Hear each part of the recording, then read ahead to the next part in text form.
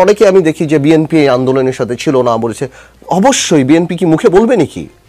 আমরা কি মুখে বলবো নাকি যে আন্দোলনের সাথে? তাহলে তো এটা পলিটিক্যাল আন্দোলন হয়ে যাবে। আমরা তো চাচ্ছিলামই যাতে এই আন্দোলনটা পলিটিক্যাল না হয়, যাতে করে আওয়ামী লীগ খুঁজতে থাকবে। আপনি লাস্টে দেখলেন না আওয়ামী লীগ কি করলো? জামাতকে ব্যান করলো। বিকজ আওয়ামী লীগ চাচ্ছিল যে জামাতকে ব্যান করার পর যাতে জামাত রাস্তায় নামে, যাতে এই ছেলেগুলিকে হত্যা করার আওয়ামী লীগ একটা জাস্টিফিকেশন পায় যে এরা জঙ্গি। তো আমরা তো ওই পলিটিক্যাল ট্র্যাপে পা দিই নাই। তো এইটা কোটা আন্দোলন থেকে যখন এই আন্দোলনটা সারা বাংলাদেশের মানুষ পাশে দাঁড়ালো, যখন নির্বিচারে গুলি করা হলো, এই নাহিদ, আসিফ, হাসনাত, সার্জি ওদেরকে যখন ধরে নিয়ে যাওয়া হলো, আমরা তো ডিবি অফিসে ছিলাম, ওদেরকে নিয়ে আসলো, ওদের অত্যাচার করা হলো, তখন মানুষ এসে ওদের পাশে দাঁড়ালো, ইমোশনের জায়গা আসলো।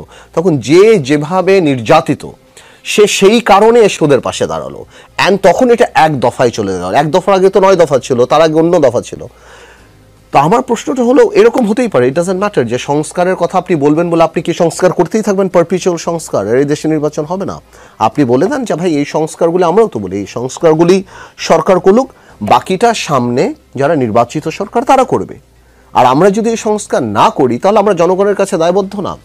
একটা জিনিস তো এখন আমাদের মেনে নিতে হবে যে সরকার ফালানোটা এখন আর খুব একটা কঠিন ব্যাপার না।